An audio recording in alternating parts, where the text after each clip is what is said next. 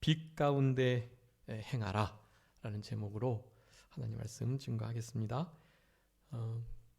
우리 요한일서 1장 이제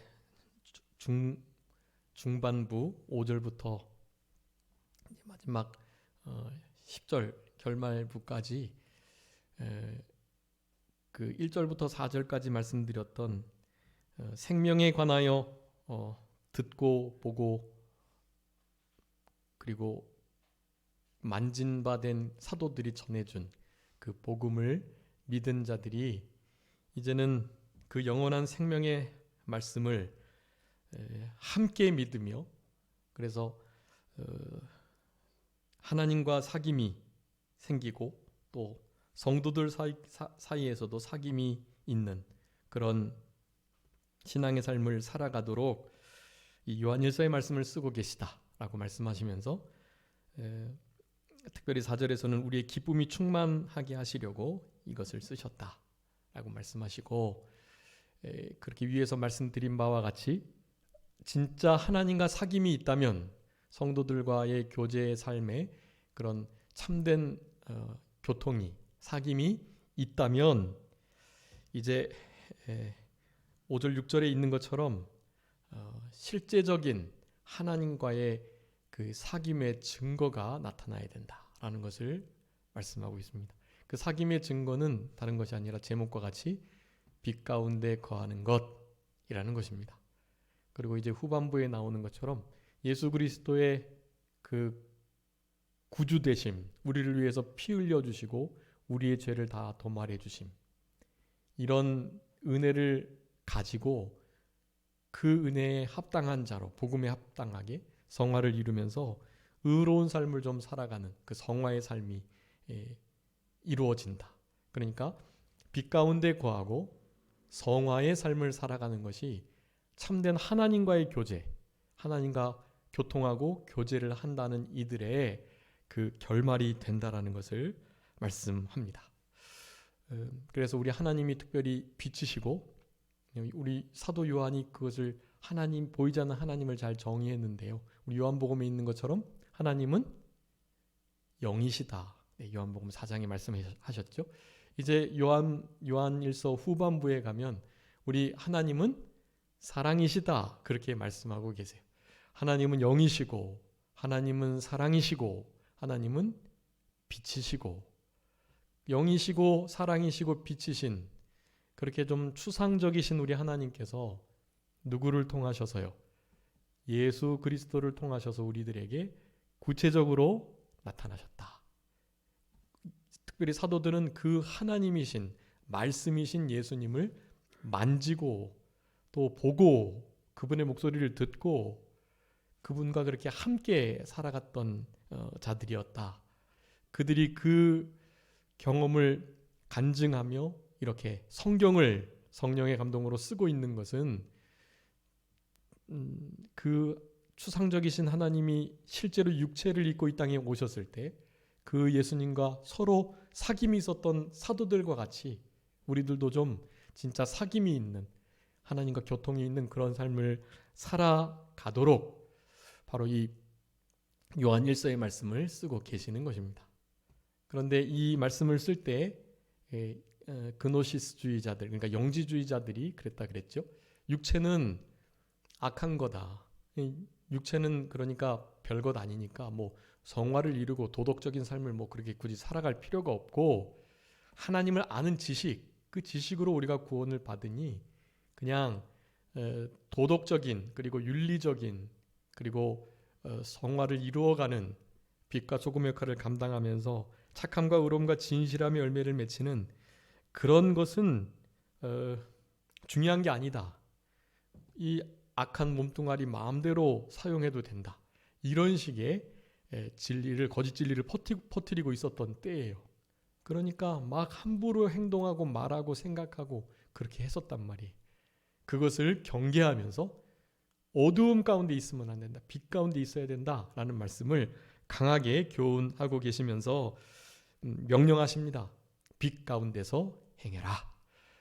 빛 가운데서 행하는 것이 진짜 하나님과 사귐이 있는 것이다 라는 것을 그렇게 말씀을 해주고 계시는 것입니다. 우리 지난 시간에 빛과 어두움에 대해서 그 속성들을 좀 살펴봤었고요.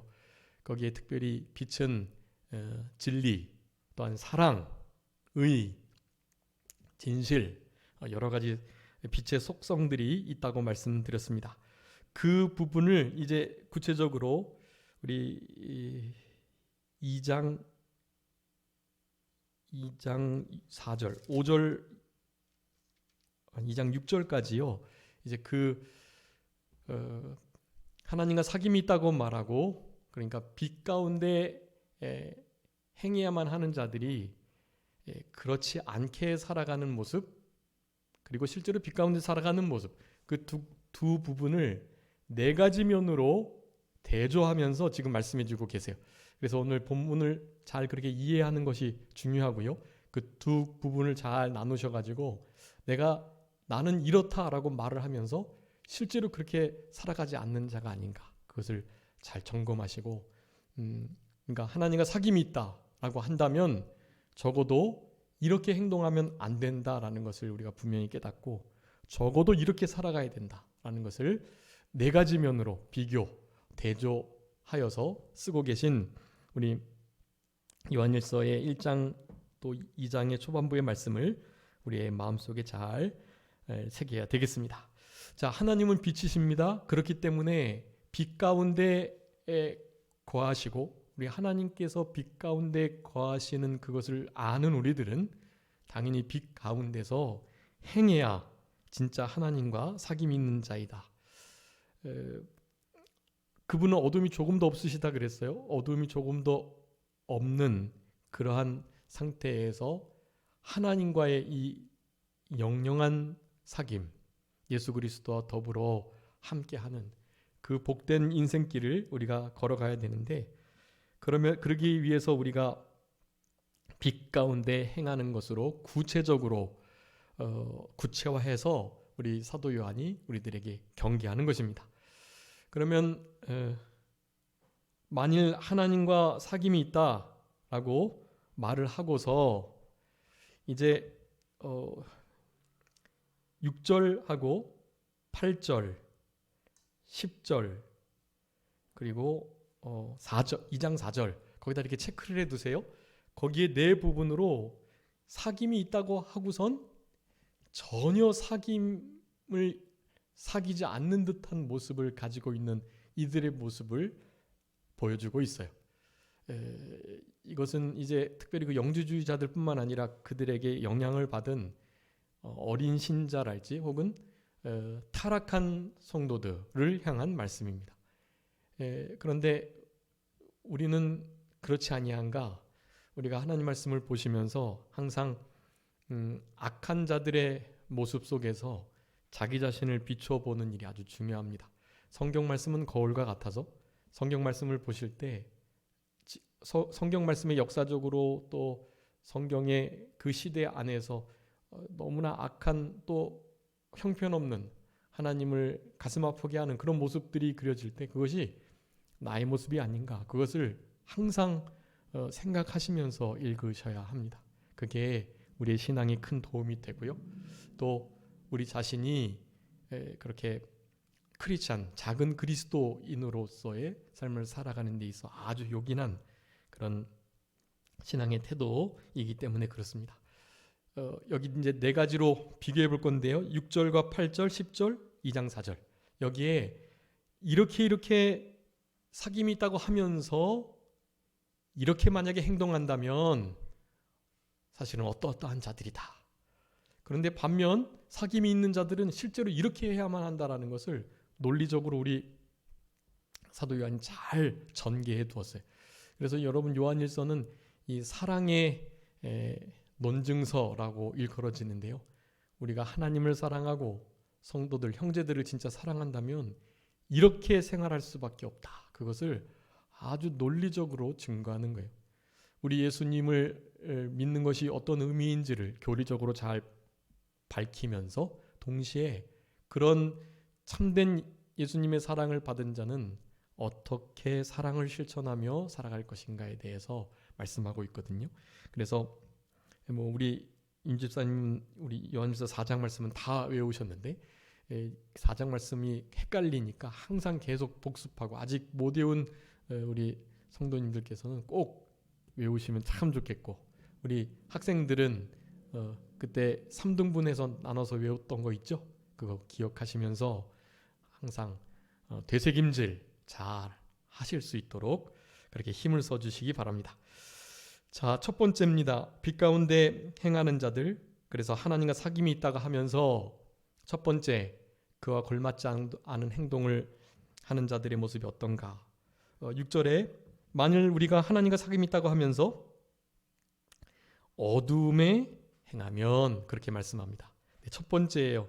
사귐이 있다고 하면서 어둠에 행할 수 있을까요, 없을까요? 사실은 있을 수 없어요. 그러니까 어두움 가운데 있다, 행한다라는 것이 잘못된 게 아니라면, 그러니까 어두움 가운데 행한다면 하나님과 사귐이 있다고 한 그 말은 거짓말이 되는 거죠. 예, 거짓말 하지 말라는 거예요. 거짓 속이는 일들을 하지 말라는 거예요.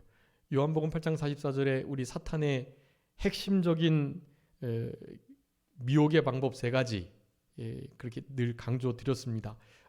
사탄은 항상 거짓의 아비로서 거짓말을 해요. 그러니까 하얀 거짓말, 선한 거짓말도 하지 않도록 그렇게 힘써 주세요. 그리고 거기 다른 사람들을 미워하여 처음부터 살인한 자다라고 말을 해요. 그리고 욕심을 일으켜가지고 욕심을 부리도록, 일반적인 원함, 디자이어 그건 괜찮은데 지나친 욕심, 그걸 탐욕이라고 해요. 탐욕이 일어나게 해서 욕심이 잉태한 즉 죄를 낳고 죄가 장성한 즉 사망에 이르게 되는 거예요. 사탄은 이 공식을 가지고 우리를 넘어뜨리려고 해요. 욕심을 항상 주의하고 형제를 미워하고 살인하는 일들, 이것을 살인하는, 미워하는, 시기하는 이것이 뼈를 썩게 하고 우리의 심령을 망하게 하는 일이거든요. 결코 이 시기, 질투, 그러다가 어떻게 원수 갚지 못하면 낙심난망을 좌절하는 이런 일들은 우리의 뼈가 썩고 우리의 심령이 상하게 되는, 망하게 되는 아주 좋은 지름길이 되는 거예요. 결코 내가 살기 위해서라도 시기, 질투, 원망, 낙심난망 좌절하지 않는 우리들이 되어야만 하는 것이, 우리에게 하나님께서 요구하시는 바는 그런 수준의 차원의 것이 아님을 우리는 항상 알아야 합니다. 그래서 어두움에 행한다고 하는 그 열매들이 맺혀지게 되면 아무리 내가 하나님과 사귐이 있다, 교통한다, 나 믿는다, 잘 믿는다, 내가 이만큼 믿었다라고 했던 모든 말들이 사실은 거짓이 되는 거예요. 그래서 어두움 가운데 행한다면 그것이 하나님과 사귐이 있다고 하는 그 말이 뭐라고요? 6절에 보니까 거짓말을 하고 라고 말합니다. 이 거짓말은 특별히 타인을 향한 거짓이에요. 나 하나님과 교통교제 잘해, 나 믿음 생활 잘하고 있어, 나 이렇게 봉사하고 이렇게 충성하고 나 이렇게 잘하고 있단 말이야 라고 말을 해도 어두움의 열매, 어두움 가운데 거하게 되면 그것은 사귄다는 그 말이 거짓말이라는 것을 아주 명확하게 말씀해주고 계시는 것입니다.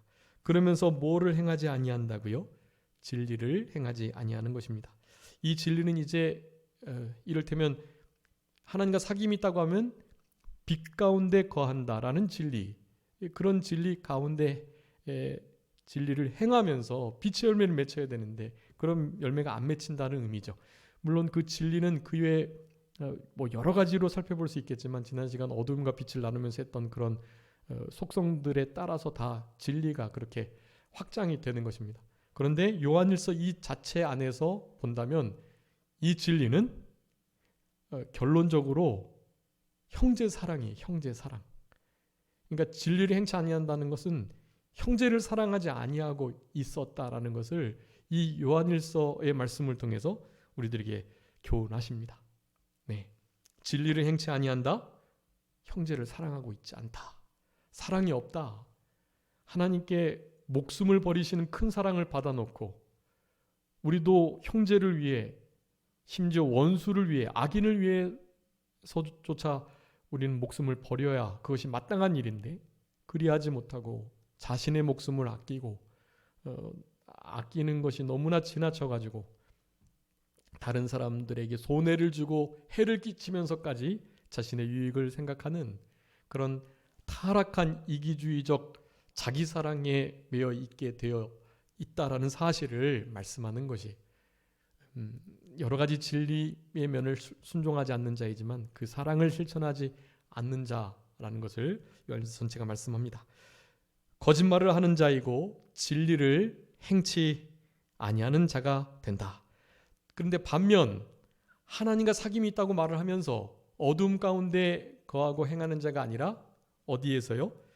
7절에 빛 가운데 하나님께서 계신 것 같이 우리도 빛 가운데 행하면, 그렇게 말씀해요. 네, 어둠에 행하면 이라는 말과 반대로 빛 가운데 행하면 이렇게 말씀하면서 하나님과 사귐이 있는 참된 크리스천은 반드시 빛 가운데 행하게 된다. 행하게 되면 어떻게 된다고요? 하나님과 우리와 성도들과 서로 사귐이 있다라고 말합니다. 여러분, 빛 가운데 있어야 사랑의 세계에 거해야 사귐이 되는 거예요. 사귐이 시원치 않고 또 그 교통과 교제가 없다는 것은 그것은 사랑하지 않았다라는 증거입니다.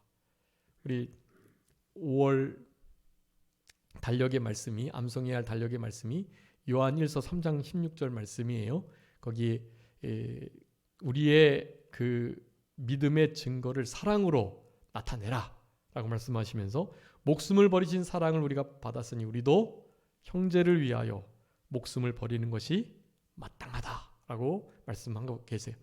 그런 마땅히 해야 할 그 사랑의 세계, 그 진리의 말씀을 그렇게 나타내기 위해서는 누군가 목숨을 버려야 된다. 누군가 피를 흘려야 된다는 말씀을 드렸어요. 피를 흘려야 하나 되고 또 화목을 이루고 참된 평강, 화평의 역사가 이루어진다라는 것을 분명히 말씀드렸습니다. 사귐이 빛 가운데 있어야만 실제로 사귐이 있다라고 했던 그 말이 참된 말이 되는 것이다. 그런 사람이 진짜 사귐이, 하나님과 사귐이 있는 자들이다라고 말하면서 그렇게 사귐이 있기 위해서 여기 그 아들 예수의 피가 우리를 모든 죄에서 깨끗하게 하실 것이다라고 말해요. 어두움의 일을 벗어버리고 어두움에 관한 열매 더 이상 맺히지 않고 온전히 빛 가운데 밝히 빛의 착함과 의로움과 진실의 열매를 맺히면서 세상에서 빛과 소금 역할을 감당하면서 다른 사람들이 우리의 빛된 모습을 보고 하나님께 영광을 돌리며 과연 하나님이 살아계시고 하나님은 정말 은혜롭고 선하신 분이시구나라는 것을 알 수 있도록 살아갈 수밖에 없다라는 것을 말씀하는 것입니다.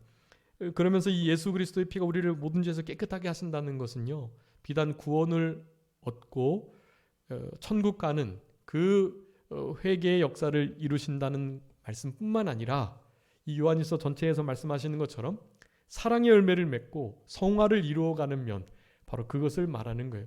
날마다 우리를 예수 그리스도의 피가 깨끗하게 하시는, 그러니까 예수님과 상관이 있는 삶, 날마다 발을 씻고, 우리 예수님께서 요한복음 13장에 말씀하셨잖아요.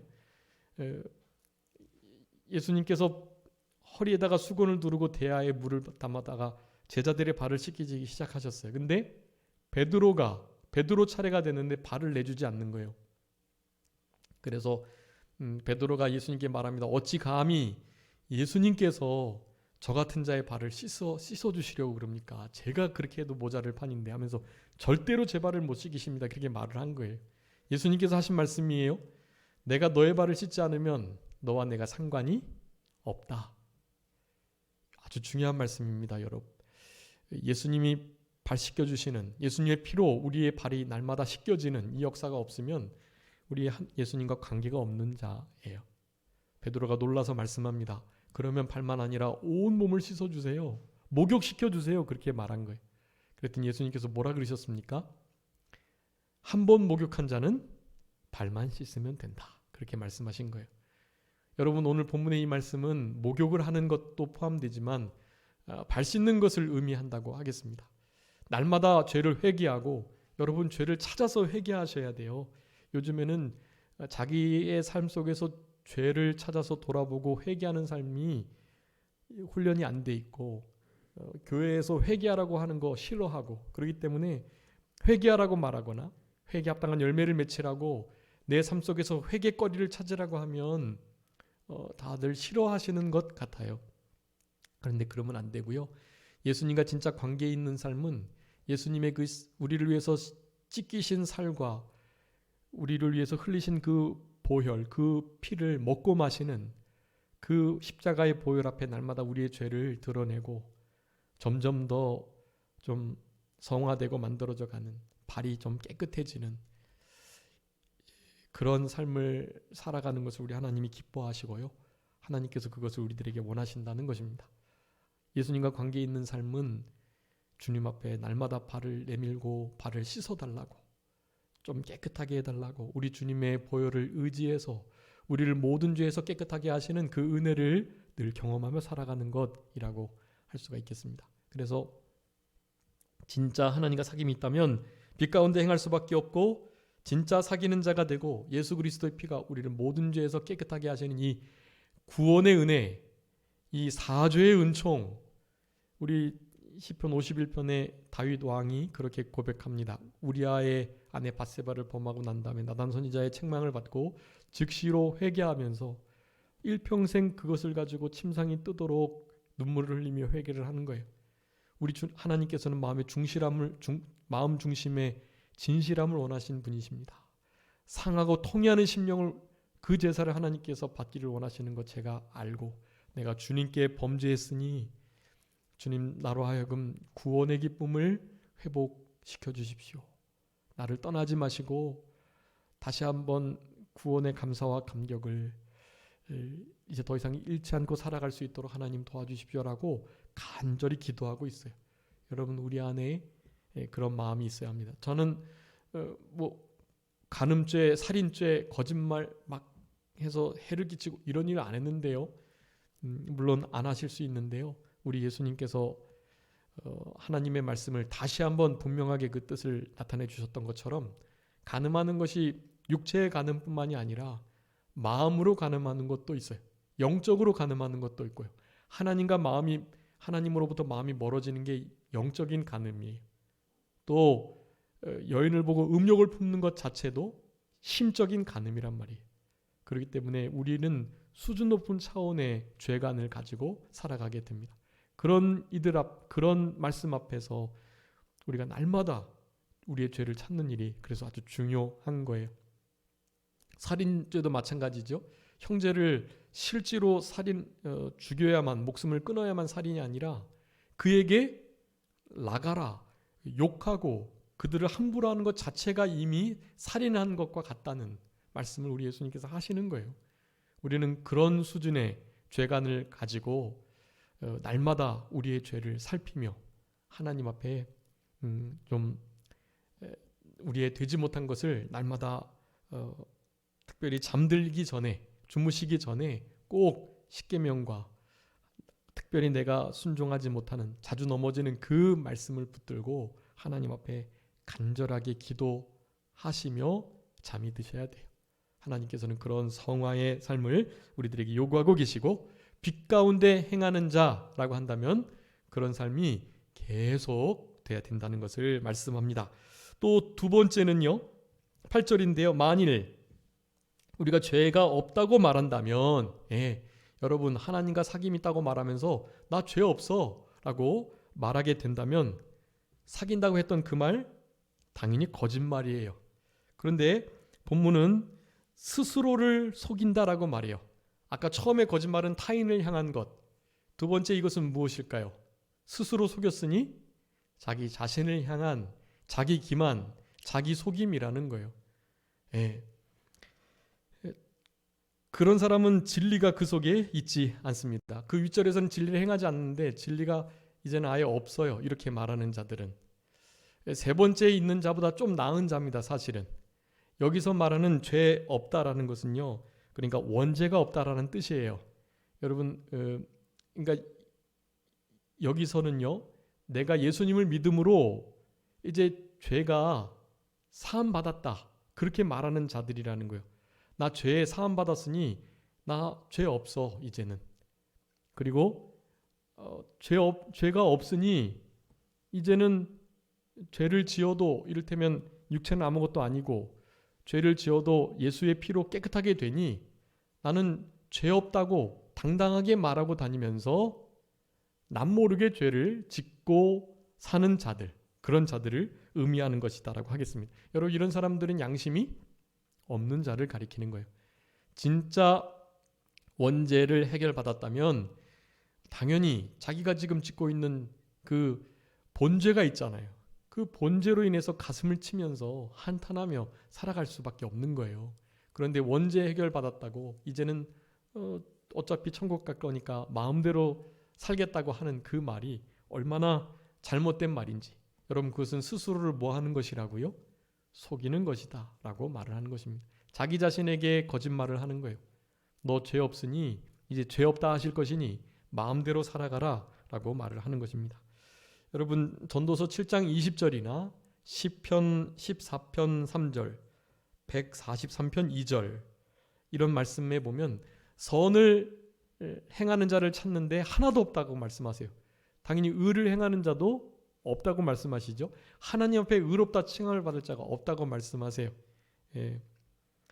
호세아 7장에서는 하나님을 향하여 부르짖는 자조차 없다고 그래요. 우리는 부르짖을, 회개할, 주님을 찾을, 의를 행하거나 선을 행할 힘과 능력이 전혀 없어요. 그것을 신학적으로는 전적 부패라고 말하는 거예요. 전적 무능력, 전적 부패라고 말을 합니다.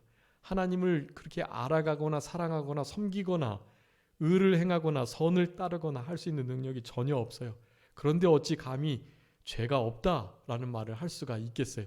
그것은 믿어도 한참 잘못 믿고 있는 자들이다라고 하겠습니다.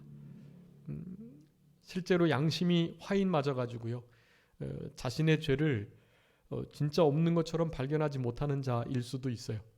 그렇기 때문에 양심을 날카롭게 똑바로 쓰는 것이 아주 중요합니다. 삼가 조심하며 선한 양심, 청결한 양심, 착한 양심, 깨끗한 양심, 그 신앙 양심을 우리는 날카롭게 써서 우리의 삶 속에서 내 자신이 나에게 부끄럽지 않도록, 내 자신이 나를 책망할 것이 없도록 그렇게 적어도 살아가야 돼요. 그래야 하나님 앞에 좀 칭찬받죠. 하나님보다 양심이, 하나님이 양심보다 얼마나 크신 분인데 양심에조차 책망받고 가책받는 우리들이 어떻게 하나님 앞에 칭찬받을 수가 있겠어요? 우리의 양심에 가책이 없어야 하나님 앞에 담대함을 얻게 됩니다. 그래서 우리 하나님 앞에 기도드릴 때 우리가 양심에 가책이 없는 자들이 의로운 마음으로 간절하게 진실되게 기도하면, 그래서 요한일서 후반부에 받은 줄로 믿으라는 거예요. 기도 그렇게 뜻대로 했으면 받은 줄로 믿어라. 예. 우리는 주님께서 우리의 기도를 들으시는 줄 알기 때문에 들으신 줄 안즉 그걸 주실 줄 믿고 받은 줄로 감사하는 그런 신앙의 담대함이 양심에 가책받지 않고 양심을 잘 지켜나가는 자들에게 그런 은혜와 복이 있다라는 것을 말하는 것입니다. 여러분, 양심이 날카롭게 살아있고 서 있다면 어떻게 될까요? 여러분, 우리 사도 바울이 이제 부활의 주님을 빛으로 만난 다음에 사역을 바로 시작하게 되었는데요. 그 사역들을 해나가면서 자신이 이제 사도로 부르심을 받은 것을 깨달았던 우리 사도 바울은 비교를 하기 시작해요. 자기 자신이 얼마나 형편없는 회방자, 폭행자, 잔인한 포행자였다는 것을 늘 기억하면서 겸손한데, 우리 그 고린도전서 15장에 보면 우리 사도 바울이 사도들 중에 자신을 비교해요. 고린도전서 15장 9절 말씀에 보면 내가 사도들 중에 어떤 자라고요? 가장 작은 자다라고 말해요. 사도 중에 가장 작은 자. 양심이 그래도 살아있어요. 사도들 가운데 자기가 가장 작다고 말을 하는 것을 보니, 그런데 신앙이 더 자라고 주님을 더 알아가고 자기 자신의 형편없음이 더 분명하게 양심을 통해서 말씀을 통해서 깨달아지니 에베소서 3장 8절에서는 뭐라고 말씀합니까? 성도 중에 지극히 작은 자보다 더 작은 자다. 그렇게 말해요. 뭐 사도들 중에 비교할 바가 안 된다는 거예요, 자기 자신은. 그래서 성도들 중에 지극히 작은 자가 있는데 그 지극히 작은 자보다 더 작은 자다. 사도들 중에 가장 작은 자, 성도들 중에 지극히 작은 자보다 더 작은 자라고 말을 해요. 여러분, 신앙이 자랄수록 익은 벼가 고개를 숙이듯이 자기 자신의 죄가 더 발견되는 거예요. 죄를 더 많이 지어서가 아니라요, 전에보다 훨씬 더 죄를 덜 짓고 있지만 그 한두 번 지은 죄조차 너무너무 크게 느껴지는 거예요. 진리의 빛이 비춰지면 그동안 발견되지 않았던, 숨겨져 있던, 전혀 죄라고 생각하지 않았던 것들이 죄로 드러나거든요. 그러니까 얼마나 양심이 바로 서 있고 삼가 조심하며 겸손한 상태에 있는 줄을 아는 것입니다. 고린도전서 15장 9절에 에베소서 3장 8절에 그렇게 말씀하고 계세요. 그런데 우리 사도 바울의 하이라이트 고백, 진짜 빛 가운데 하나님과 교제가 있는 크리스찬의 고백은 그와 같아야 되는 거예요. 어디서 말씀합니까? 디모데전서 1장 15절이에요. 죄인 중에 내가 괴수다. 죄인 중에 우두머리라고 말하는 거예요. 처음에는 사도들 중에 가장 작은 자다. 두 번째는 성도들 가운데 지극히 작은 자보다 더 작은 자다라고 말하지만 이제 사도나 성도 가운데 비교할 만한 존재가 아니라는 거예요. 자기 자신은. 어디서 비교를 합니까? 죄인들 가운데 비교하는 거예요. 죄인들 가운데. 자기는 죄인들 가운데에도 괴수다. 괴수가 뭐예요? 괴물이라는 거예요. 괴물. 다른 죄수들과는 비교도 안 되는 탁월한 죄인이다, 그런 의미예요. 죄인 중에 우두머리, 그런 뜻이에요. 그러니 얼마나 자기 자신을 분명하게 발견했는지를 짐작해 볼 수 있습니다. 빛이신 주님과 사귐이 있는 자는 이 고백을 안 할 수가 없는 거예요. 우리는 이런 상태에 있도록 진짜 주님과 늘 교통하고 사귐이 있는 우리들이 되어야 할 것입니다. 감히 그런 사람이 죄 없다고 그럴 수 있겠어요? 그럴 수 없는 거예요. 도저히 그렇게 말할 수 없는 것입니다. 그런데 만약에 죄를 자박한다면 어떻게 된다고요? 이제 9절에 보면 우리가 죄를 자백하게 되면 그 사람은 진짜 하나님과 사귐이 있고 빛 가운데 걸어가는 자라는 거예요. 죄를 자복하게 될 때 미쁘시고 의로우신 우리 예수님께서 우리 죄를 사하시고 모든 우리의 불의에서 깨끗하게 하실 것이다 라고 말씀합니다. 이렇게 겸손한 상태에서 하나님과 참된 교통이 있으며 사귐 가운데 죄 자백, 죄 고백의 역사가 있을 때 미쁘시고 의로우신 주님을 경험하게 되는 거예요. 미쁘시고 의로우신, 정말 믿을만하고 신실하고 그리고 불이나 더러움이 조금도 없으신, 빛은 그런 의미잖아요. 정결하고 깨끗한, 성결한 그런 의미가 빛에 있기 때문에 당연히 그분 가운데 함께 사귐이 있으려면 더러울 수 없죠. 미쁘시고 의로우신 우리 예수 그리스도의 죄사함의 은혜와 모든 불의에서 우리를 날마다 깨끗하게 하시는 그 은혜를 경험하면서 살아가게 된다라는 것입니다. 그래서 진짜 하나님과 사귐이고 빛 가운데 거하면 날마다 이 회개의 삶이, 아까 예수 그리스도의 그 피로 말미암아 죄 발 씻는, 날마다 발을 씻음 받는 그런 역사가 있어야 된다고 말씀드린 것처럼 이 죄를 실제로 자백, 고백하는, 그리고 고백한 그 죄들은 더 이상 그 죄를 짓지 않는 그런 상태에 이르기를 원하시고, 그런 죄를 고백하고 그 죄를 철저히 버리는 자들을 우리 하나님께서는 불쌍히 여겨주시고 형통하게 해주신다라는 것입니다.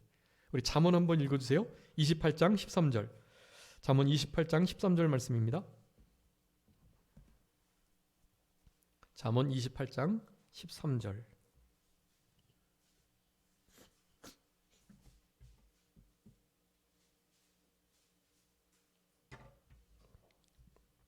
자기의 죄를 숨기는 자는 형통하지 못하나 죄를 자복하고 버리는 자는 불쌍히 여김을 받으리라. 아멘. 여러분, 죄를 숨기면 어떻게 해요? 형통치 못해요. 그런데 죄를 자복하고 버리는 자, 여러분 쓰레기통에 쓰레기 버리면 그 쓰레기 다시 찾으세요? 안 찾으세요? 안 찾으시죠? 죄를 버린다는 것은 다시는 그 죄를 짓지 않는다는 거예요.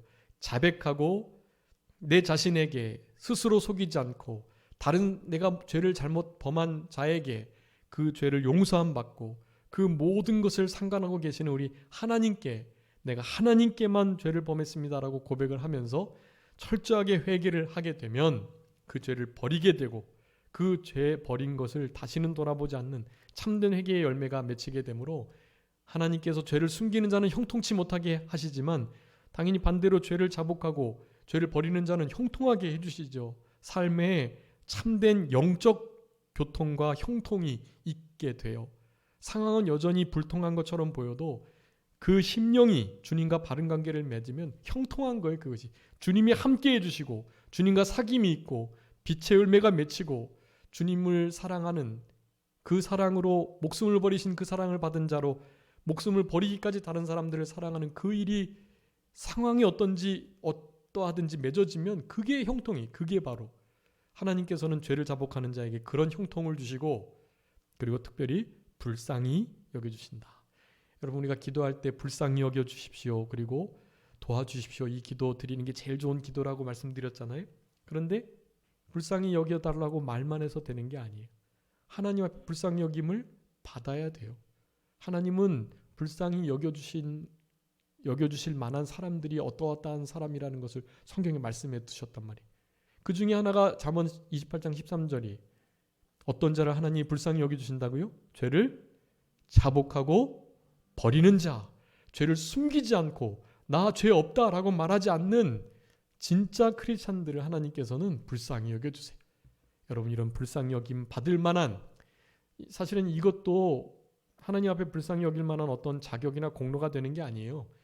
최소한 이 정도는 해야 하나님께서 그래도 더 많이 도와주시고 이뻐하시고 기뻐하신다는 의미예요. 우리가 아무리 그렇게 한들 하나님의 자비와 하나님의 그 도우심, 그 은혜를 받을 수 있는 어떠한 공로나 자격이 될 수 없다는 것을 항상 기억하셔야 되겠습니다. 세 번째입니다. 하나님과 사귐이 있다고 하면서 10절 말씀에 죄를 범하지 아니하였다라고 말을 한다 그래요. 첫 번째는 죄가 없다라고 말하고요. 두 번째는 죄를 범하지 않는다라고 말해요. 이것은 아까는 그래도 조금 믿어서 원죄의 부분을 좀 해결함 받았으니 난 더 이상 죄 없어라고 말하는 정도를 의미한다고 말씀드렸고, 이 세 번째는요, 나 범죄하지 않는다라고 말하는 거예요.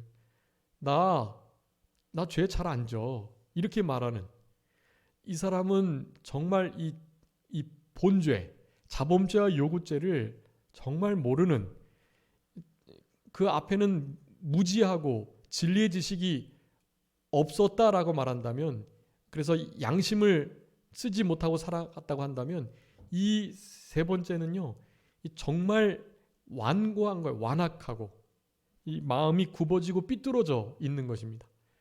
자기 자신이 범죄하지 않는다라고 말하는 것은요, 모든 사람이 죄를 범하였다. 그래서 하나님의 영광에 이르지 못하였다. 죄를 범하지 않고 의를 행하고 선을 행하는 사람이 하나도 없다라고 말씀하시는 우리 하나님의 그 말씀을 거짓말로 만드는 거예요. 그래서 첫 번째는 타인을 속인 거짓말이라면 두 번째는 스스로를 속이는 자기 기만이라고 하겠고요. 세 번째, 범죄하지 않았다라고 말을 한다면 10절의 후반절에 뭐라고 말씀합니까? 하나님을 거짓말하는 이로 만드는 것이다 라고 말씀을 해요.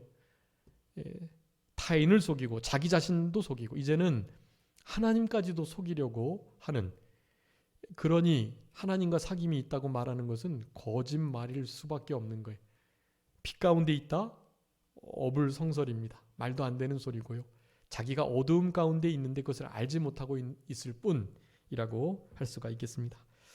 하나님을 거짓말하는 자로 만드는 이와 같은 우를 범하지 않도록 해야 되겠습니다.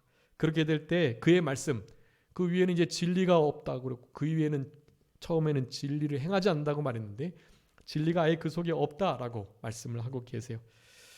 이 위와 같은 모든 진리를 전혀 생각하지 않고 사고하지 않고 그것을 무시하는 상태, 그런 상태를 말씀한다고 하겠습니다. 자, 그렇게 죄를 범하지 않았다고 하면 어떻게 되나요? 이제 2장 1절인데요. 죄를 범하지 아니하려는 마음을 가지고 살아가는 자가 진짜 하나님과 사귐이 있는 자다라는 것입니다. 예. 그러니까 첫 번째는 빛 가운데 행하는 것, 두 번째는 죄를 자복하는 것, 세 번째는 죄를 범하지 않으려고 힘쓰는 자가 된다. 그것이 진짜 하나님과 사귐이 있는 자다라는 것을 말하는 것이에요. 죄를 범하지 않기 위해서는 어떻게 해야 될까요? 그 2장 1절 후에 말씀합니다. 우리에게 대언자가 있다고요. 대언자는 원어적으로 보면 보혜사라는 뜻이에요. 보혜사, 돕는 자, 헬퍼라는 뜻이에요. 대신 말해주는 사람, 대신 도와주는 사람, 그리고 대신 싸워주는 사람, 대신 송사해 주시는 사람, 그런 의미. 변호자, 위로자, 도와주는 자, 보혜사의 뜻이 다 그런 거거든요. 우리를 가이드해 주시고 보호해 주시고 인도해 주시고 이끌어 주시고 이런 모든 자가 바로 대언자라는 뜻이에요. 자, 대언자가 계신데 곧 의로우신 예수 그리스도시다. 아주 중요한 말씀인데요. 여러분 요한복음 14장 16절에 예수님께서 그래서 그렇게 말씀하신 거예요. 내가 또 다른 보혜사를 보내겠다. 그러면 처음 보혜사는 누구시라는 거예요? 예수 그리스도, 우리 예수님이시라는 거예요. 예수님이 처음 보혜사가 되셨고 이제 또 다른 보혜사이신 오순절 제3위 하나님이신 성령 하나님을 보혜사라고 말씀을 드렸던 거예요. 그래서 예수님이 보혜사이신 것은 바로 요한일서 2장 1절에 분명하게 기록되어 있습니다. 보혜사가 계시니 누구시라고요? 곧 의로우신 예수 그리스도시다라고 말씀을 하는 것입니다. 죄를 범해도 나는 범하지 않았어라고 하는 게 아니라 죄를 범하지 않으려고 힘쓰는데 혹시 죄를 범하게 될 때 어떻게 해주신다고요?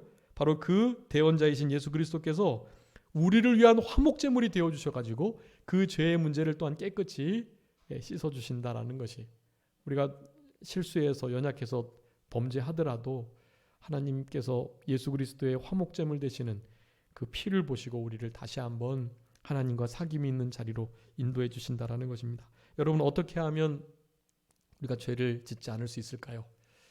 여러분, 성경에는 여러 가지 원리들을 제공하고 있습니다. 그런데 그 중에 하나만 오늘 보고 말씀을 마치도록 하겠는데요. 네 번째는 다음 시간부터 해야 될 것 같습니다. 이 첫 번째, 두 번째, 세 번째, 네 번째, 빛 가운데 있다라고 말하면서 그 반대되는 행동을 하는 것, 그리고 진짜 사귐이 있다면 어떻게 해야 된다는 것을 다음 시간에 네 번째 할 거고, 오늘은 마지막 세 번째 가운데 어떻게 하면 그러면 죄를 범하지 않을 수 있을까? 죄를 범하지 않게 하시기 위해서 이 성경 말씀을 쓰셨다고 했는데 이 성경 말씀을 그렇게 쓰신 중요한 이유가 그렇게 있는 것처럼 죄를 짓지 않을 수 있는, 않으려고 힘쓰는 자들에게 주신 위대한 도구가 있어요. 이 성경 말씀인데 그 중에 하나만 말씀드리고 말씀 마치도록 하겠습니다. 우리 다 한번 같이 찾아보겠습니다. 히브리서 12장. 히브리서 12장 4절 말씀 우리 다 같이 읽고 말씀을 마치도록 하겠습니다. 히브리서 12장 4절 말씀입니다. 다 같이 읽겠습니다. 시작. 너희가 죄와 싸우되 아직 피 흘리기까지는 대항하지 아니하고. 아멘. 여러분, 우리가 범죄하지 않으려고 힘을 써야 되는데요. 그래서 힘써 선한 싸움을 싸워야 해요. 자기 자신과, 자기 자신의 그 부패성과 옛사람과, 그리고 세상과 사탄 마귀와 모든 죄악들, 이 세상의 시대사주와 이 세상의 잘못된 그 영적인 흐름들, 이런 것들과 우리는 항상 싸워야 해요. 그리스도의 좋은 군사로 영적 전쟁 가운데 우리가 지금 있는 것이에요. 그걸 항상 잊지 않으셔야 되는데, 범죄하지 않기 위해서는 죄와 싸우긴 싸우되 어떻게 싸워야 된다고요? 피 흘리기까지 싸워야 된다라는 것입니다. 여러분, 피를 흘리면 죄의 문제가 해결되는 것이, 피를 흘리지 않으면 안 돼요. 그냥 되는 게 아니에요.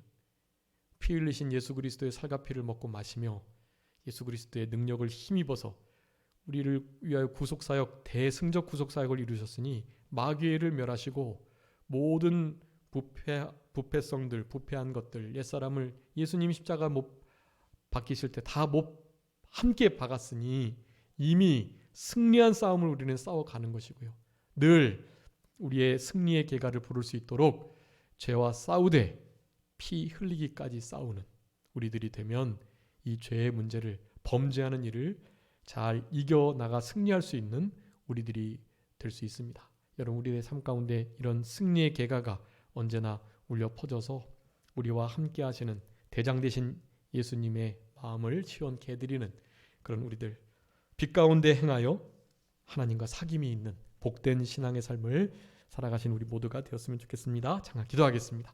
살아계신 우리 아버지 하나님, 감사합니다. 우리들에게 빛 가운데 거하라고 명령하셨사오니 빛 가운데 거한다고 하고서 어두움에 거하고 죄 없다 하고 범죄하지 않는다고 말하는 이런 자리에 있지 않도록 우리를 붙들어 주셔서 남을 속이고 자기 자신을 속이고 하나님을 거짓말하는 자로 만들지 아니하는 우리들의 남은 생애가 되게 하여 주시옵소서.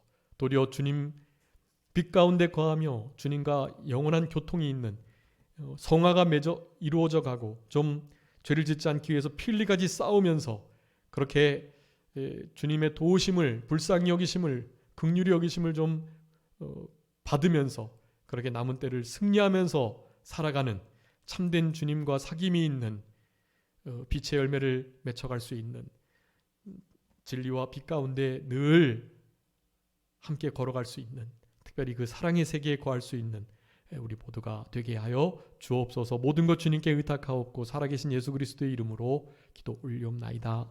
아멘.